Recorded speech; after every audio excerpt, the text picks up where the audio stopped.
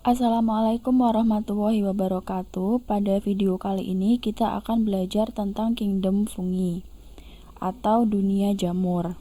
Kita masuk ke ciri-cirinya terlebih dahulu. Yang pertama, dia eukariot atau dia sudah memiliki nukleus yang bermembran.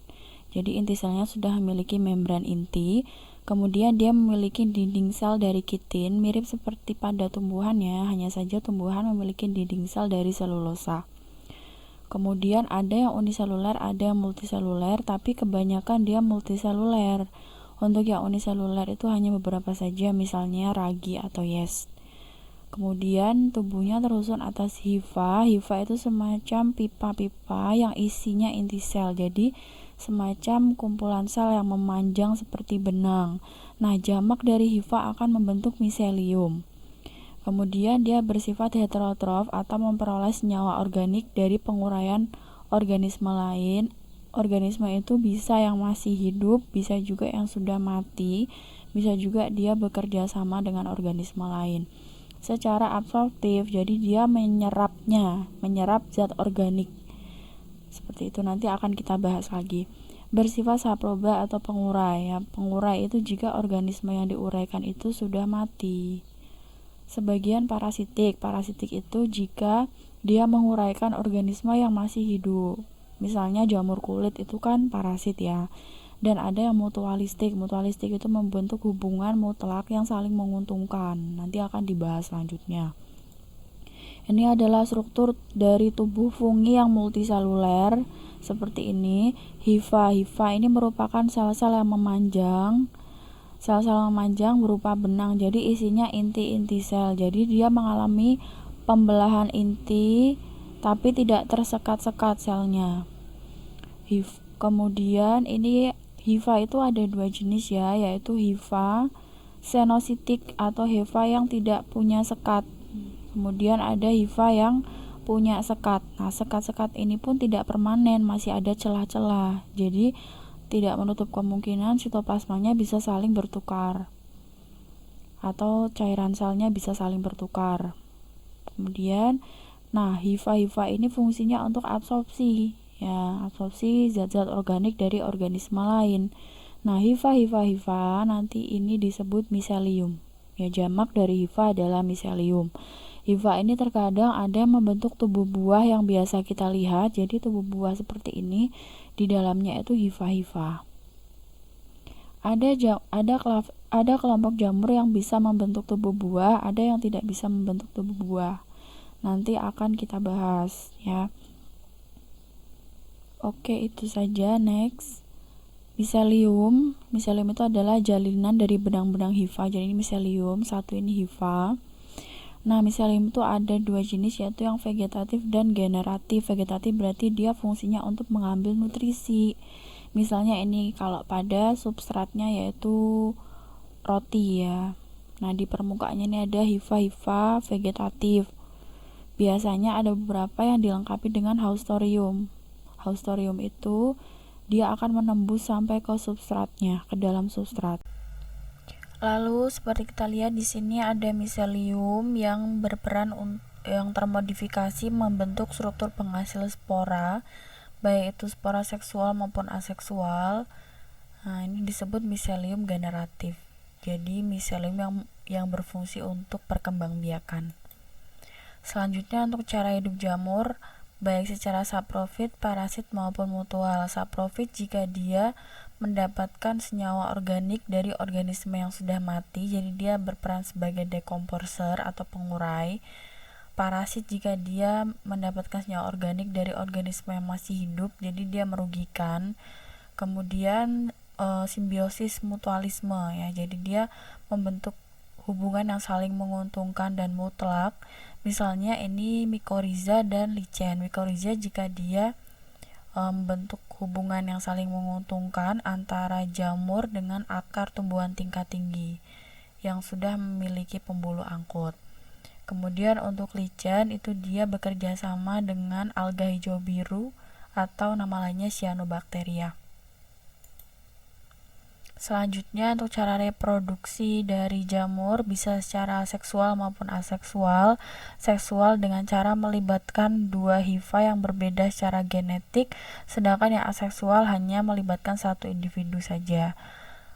Yang pertama misalnya dengan pertunasan, ini terjadi pada jamur-jamur yang uniseluler atau terdiri atas satu sel, misalnya Saccharomyces cerevisiae dan atau ragi ya.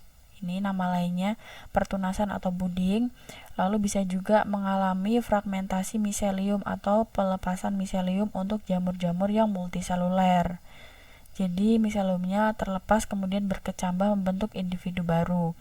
Ada juga yang membentuk spora aseksual. Jadi spora yang berkembang secara aseksual. Ada dua jenis spora, yaitu sporangiospora dan conidiospora. Ini adalah kenampakan dari sporangiospora.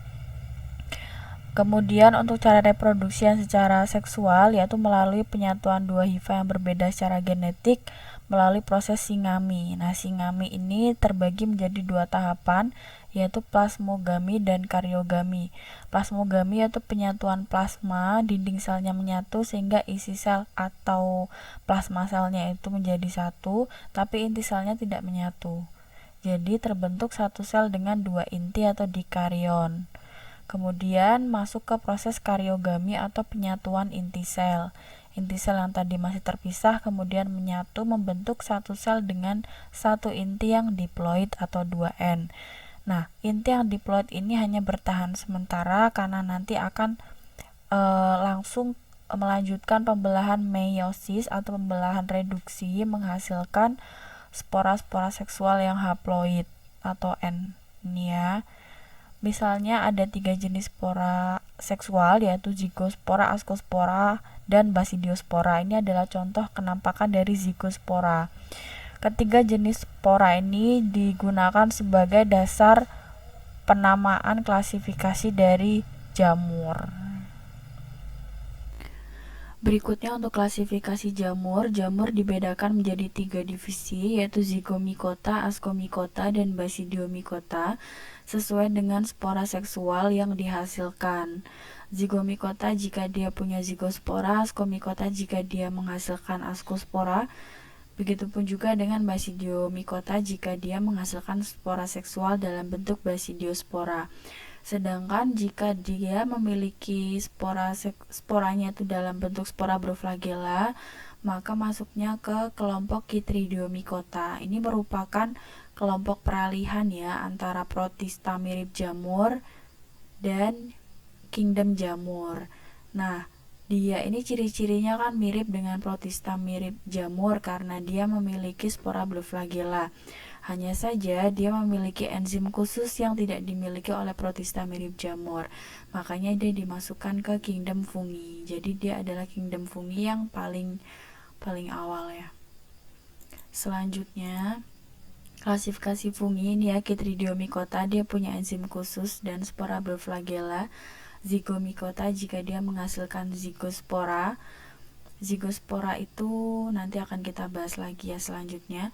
Kemudian ascomycota dia menghasilkan spora dalam aski yang mirip kantong, spora seksualnya ya. Kemudian basidiomycota dia disebut juga fungigada. Dia membentuk miselium dikariot yang berumur panjang. Oke, kita lanjut untuk divisi yang pertama yaitu Chytridiomycota. Dia sama seperti jamur pada umumnya yang memperoleh nutrisi secara absorptif. Dia memiliki dinding selnya dari kitin sama dan memiliki enzim khusus yang tidak dimiliki oleh protista mirip jamur. Nah, sebagian Chytrid ini mirip seperti protista mirip jamur, di mana dia itu hidupnya di lingkungan akuatik atau berair. Jadi dia bersifat parasit pada protista, tumbuhan maupun invertebrata dan vertebrata akuatik, misalnya ikan ya. Kemudian dia berhifa senositik. Selanjutnya untuk divisi zigomycota, dia membentuk spora seksualnya dalam bentuk sporangiospora seperti yang tampak di awal tadi. Ini ya sporangiospora. Jadi sporangiospora itu sporanya ada di dalam sporangium, makanya disebut sporangiospora. Kemudian spora seksualnya dalam bentuk zigospora, ya. Dia juga bisa melakukan fragmentasi miselium ya, karena dia merupakan jamur multiseluler. Tidak memiliki tubuh buah makroskopis. Nah, tubuh buah makroskopis itu apa? Jadi tubuh buah yang bisa kita konsumsi dan berdaging. Misalnya kalau kita mengkonsumsi jamur kuping atau jamur merang, itu kan ada sesuatu yang bisa digigit seperti itu.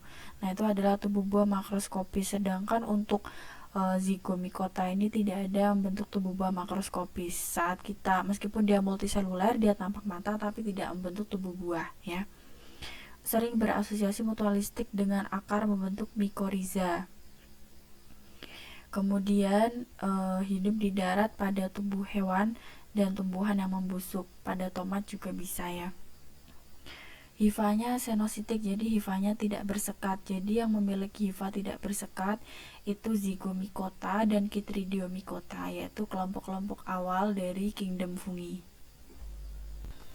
Selanjutnya untuk reproduksi seksual zigomikota dimulai dari penyatuan hifa yang berbeda jenis. Kita sebut di sini hifa negatif dan hifa positif berdekatan.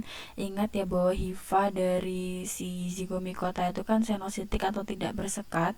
Jadi di dalamnya itu ada nukleus yang mengalir di sepanjang hifa atau miselium. Nah, kebetulan di ujungnya ini ada 3 inti, tapi 3 inti itu kita fokusnya ke satu saja ya.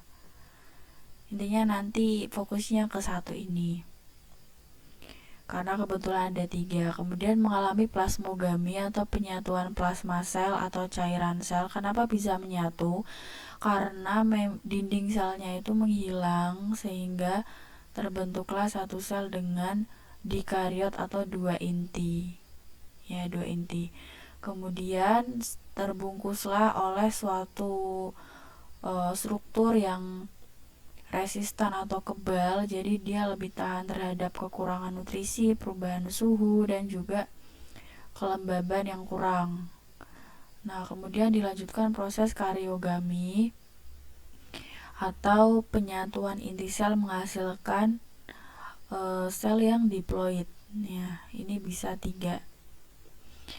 Sel yang diploid ini kemudian melanjutkan pembelahan secara meiosis, menghasilkan ini berkecambah ya, zigosporanya berkecambah menghasilkan suatu individu jamur baru yang haploid atau N, karena pembelahan meiosis itu adalah pembelahan reduksi dari 2N menjadi N, lalu berkecambah membentuk struktur seperti ini ya, menghasilkan spora dalam sporangium. Nah, spora-spora ini terbentuk secara aseksual. Spora berkecambah membentuk miselium baru, semakin memperbanyak sporangiumnya. Lalu kalau misalnya nutrisinya sudah habis, si hifa yang berbeda secara genetik itu akan berdekatan dan akan terjadi proses reproduksi secara seksual lagi. Jadi ini bergantian ya. Kapan berkembang biak secara seksual, kapan aseksual. Berkembang biak secara aseksual terjadi apabila masih banyak nutrisi, masih banyak kelembaban, dan tidak ada kondisi ekstrim. Tapi jika kondisinya itu ekstrim atau mencekam, maka akan melakukan perkembangbiakan secara aseksual, karena spora aseksualnya itu dirasa lebih bisa bertahan hidup di lingkungan yang ekstrim. Dan juga kan ada variasi genetik hasil percampuran 2 hifa ini. Akan terjadi variasi genetik yang akan memperkaya gen dari anak-anaknya, sehingga nanti ada sifat-sifat yang positif yang mungkin akan bisa lebih bertahan di lingkungan yang baru. Selanjutnya yaitu divisi ascomycota. Jadi sebagian besar dia multiseluler atau tersusun atas banyak sel, kecuali Saccharomyces cerevisiae atau ragi ya. Hifanya bersekat atau bersepta. Nah, sebagian besar membentuk tubuh buah yang bisa kita konsumsi, kecuali Neurospora crassa. Ini adalah jamur untuk membuat oncom. Kemudian spora aseksual dengan konidiospora ya. Kalau tadi zigomikota kan spora aseksualnya dengan sporangiospora. Nah, kalau ascomycota dengan konidiospora. Kemudian spora seksualnya dengan ascospora. Jadi sporanya berada di dalam aski yang mirip kantong seperti ini. Ya, atau seperti ini. Reproduksi aseksual dengan bertunas untuk yang uniseluler atau puding ya, dan fragmentasi juga bisa bagi yang multiseluler. Ascus terkumpul pada badan buah Ascocarpus. Nanti akan ada contohnya Ascocarpus seperti apa, jamur-jamur yang biasa kita konsumsi. Setengah dari spesies Ascomycota ini bersimbiosis dengan ganggang membentuk lichen. Jadi sebagian besar ini membentuk simbiosis mutualisme dengan ganggang. Berikutnya adalah siklus hidup Ascomycota, diawali dari penyatuan dua hifa yang berbeda jenis, hifa positif dan negatif. Di sini Antheridium kita ibaratkan sebagai hifa jantan, kemudian Ascogoniumnya betina, saling menyatu mengalami proses plasmogami, dinding selnya menyatu. Nah, ini nanti akan membentuk dikariot ya. Dikariot itu adalah satu sel dengan dua inti. Mereka akan membentuk suatu badan makroskopis, badan buah makroskopis yang terlihat atau tampak mata. Ini bisa kita konsumsi. Jadi di bawah-bawah sini tuh sudah ada hifa-hifa dikariot ya. Kemudian sel yang ada di ujung hifa akan menjadi aski atau kantong ini. Ya, ini akan bentuk kantong-kantong. Nah, di dalam kantong ini, inti yang ada di dalam kantong atau aski ini akan mengalami kariogami atau peleburan inti, menghasilkan satu sel dengan inti yang diploid atau 2N. Lalu akan mengalami meiosis atau pembelahan reduksi, menghasilkan 4 sel yang haploid. Haploid ini dia N ya, bukan 2N, tapi N. Nah, 4 sel yang haploid ini akan melanjutkan perbanyakan sel melalui pembelahan mitosis, menghasilkan banyak sel haploid. Nah, sel-sel spora haploid ini nanti akan keluar ascosporanya ya. Jadi ini ascospora yang haploid akan keluar, akan berkecambah bentuk miselium baru. Bisa jadi miseliumnya ini akan melanjutkan proses pembelahan atau perkawinan secara seksual. Bisa juga dia berkembang secara aseksual, berkecambah terus-terusan, lalu menghasilkan spora seksual dalam bentuk konidiospora. Berikutnya ini adalah kenampakan dari konidiospora ya, seperti ini. Jadi dia spora telanjang di luar, sedangkan untuk ascospora dia sporanya ada di dalam kantong atau aski. Selanjutnya ini adalah contoh dari divisi Ascomycota ya, bisa dibaca sendiri. Kemudian kita lanjut ke divisi yang ketiga, yaitu Basidiomycota. Dia disebut sebagai fungigada karena dia menghasilkan spora seksual yang tersimpan di dalam basidium yang mirip gada.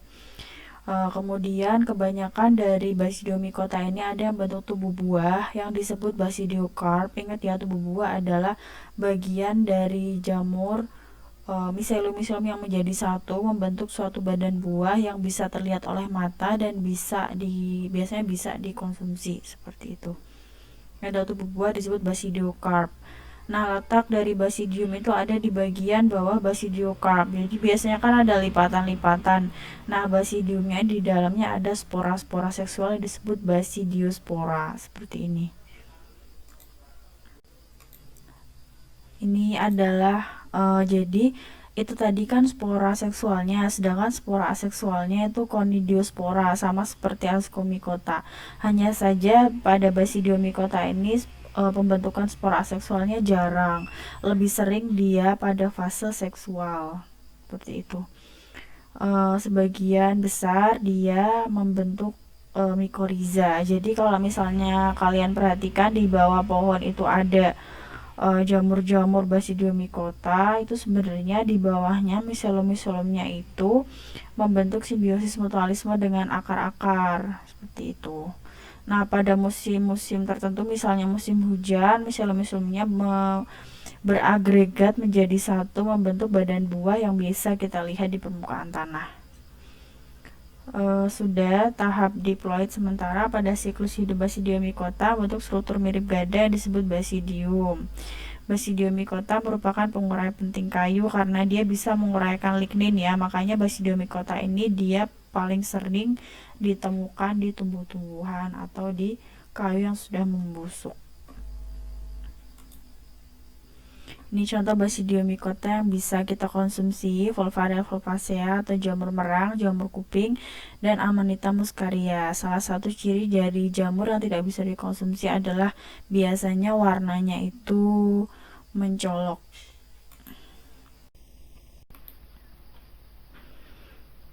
Ini contoh peranan, ada yang menguntungkan dan ada yang merugikan ya. Bisa digunakan sebagai makanan, obat, misalnya jamur kayu Ganoderma atau sering disebut sebagai spora lingsi. Selanjutnya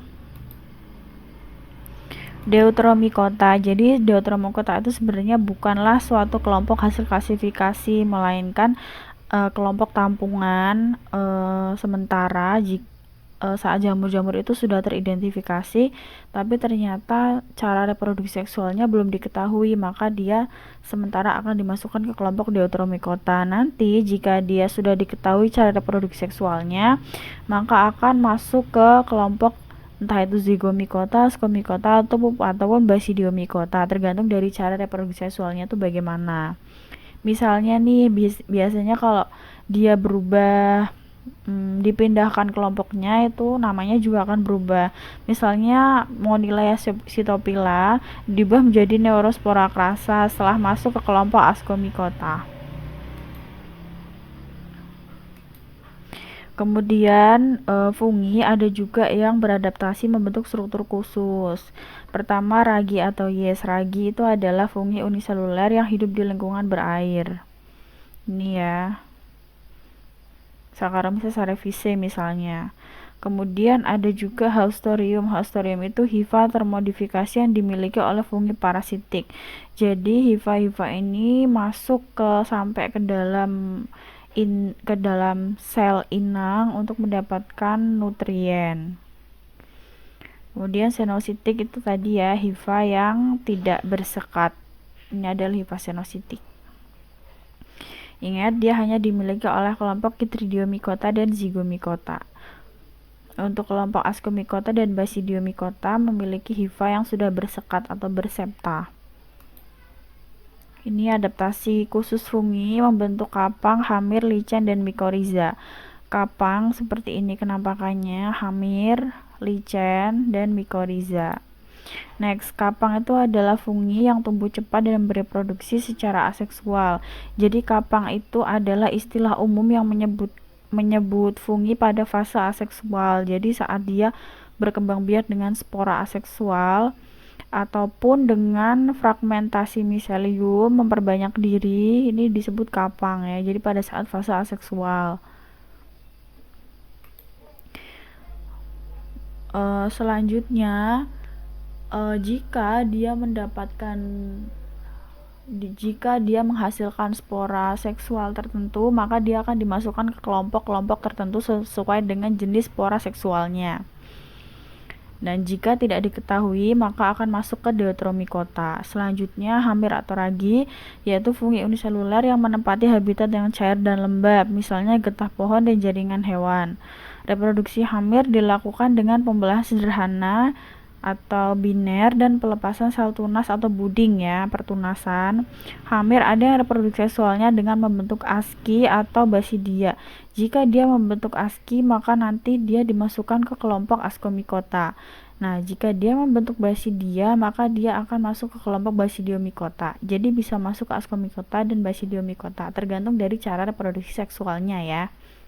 Bisa juga masuk ke fungi tak sempurna jika tidak diketahui cara reproduksi seksualnya. Kemudian lichen atau lumut kerak ini ya. Ini adalah hasil hubungan simbiotik kerjasama yang simbiosis mutualisme ya. Mutualisme itu jadi hubungan yang saling menguntungkan dan mutlak. Jadi kalau dipisahkan maka keduanya tidak bisa hidup mandiri atau akan mati. Antara berjuta-juta mikroorganisme fotosintetik. Jadi mikroorganisme apapun yang bisa berfotosintesis, misalnya itu ganggang atau alga hijau biru atau cyanobacteria yang disatukan dalam jaringan hifa fungi. Ini ya, organisme fotosintetiknya macam-macam, bisa alga hijau uniseluler, bisa yang multiseluler, atau bisa juga cyanobacteria atau alga hijau biru. Alga hijau biru itu dia sebenarnya bukan alga ya, tapi dia adalah bakteri. Tapi bisa berfotosintesis. Kemudian hifa fungi yang paling umum antara lain Ascomycota, tapi ada juga yang Basidiomycota. Ingat ya, bahwa sebagian besar Ascomycota itu dia membentuk lichen dan sebagian besar Basidiomycota itu dia membentuk mycorrhiza. Ya. Jadi ini hubungannya seperti ini. Alganya akan memberikan alga atau ini ya organisme fotosintetik lain ya, memberikan makanan bagi fungi berupa hasil fotosintesis. Kemudian cyanobacteria berperan memfiksasi nitrogen. Ya, ingat ya bahwa cyanobacteria itu kan terdiri dari sel-sel yang berantai yang punya fungsi khusus. Nanti dibuka lagi fungsinya untuk apa aja. Ada yang untuk fotosintesis, ada yang bisa memfiksasi nitrogen, ada juga untuk bertahan hidup. Itu ada di cyanobacteria. Lalu funginya memberikan lingkungan fisik yang sesuai untuk hidup, yaitu dengan menyediakan air. Ya, fungi menyerap air, menyediakan lingkungan yang sesuai untuk organisme fotosintetik tersebut hidup. Nah, pigmen fungi juga ada yang berpigmen ya. Pigmen fungi membantu meneduhi alga dari sinar yang kuat. Seperti itu. Fungi juga mengeluarkan senyawa toksin atau racun yang mencegah lichen termakan oleh konsumen. Fungi membantu mensekresi asam untuk membantu pengambilan mineral. Jadi funginya nanti mempenetrasi batuan sehingga batuannya itu mineralnya terambil sekaligus melunakkan batuan. Ini struktur dari lichen ya. Lichen ini bisa berkembang biak secara vegetatif ya, tak kawin dengan membentuk soredia.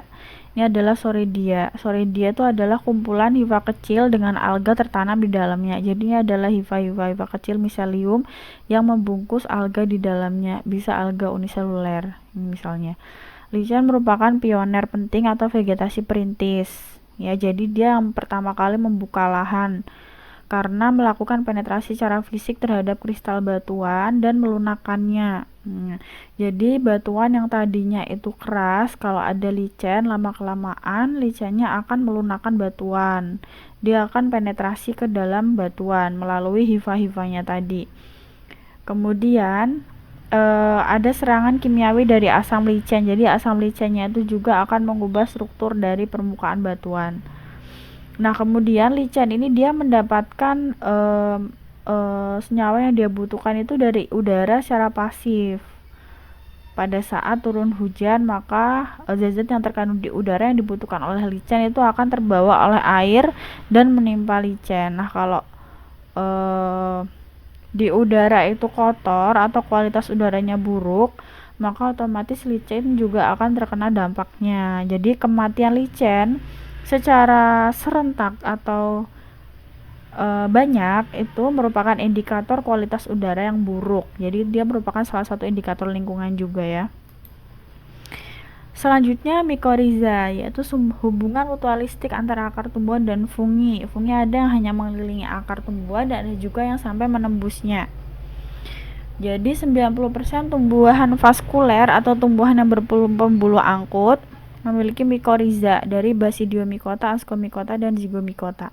Jadi ini ya, mycorrhiza itu sebagian besar dibentuk oleh Basidiomycota. Ini ya, kesimpulannya seperti ini. Sebagian besar lichen tersusun dari fungi Ascomycota, sebagian besar mycorrhiza tersusun atas fungi Basidiomycota. Baik, sekian terima kasih untuk video pembelajaran hari ini. Semoga sedikit banyak bisa menambah pengetahuan kalian. Apabila ada ditanyakan, jangan ragu untuk berkomentar di kolom komentar. Sekian terima kasih. Wassalamualaikum warahmatullahi wabarakatuh.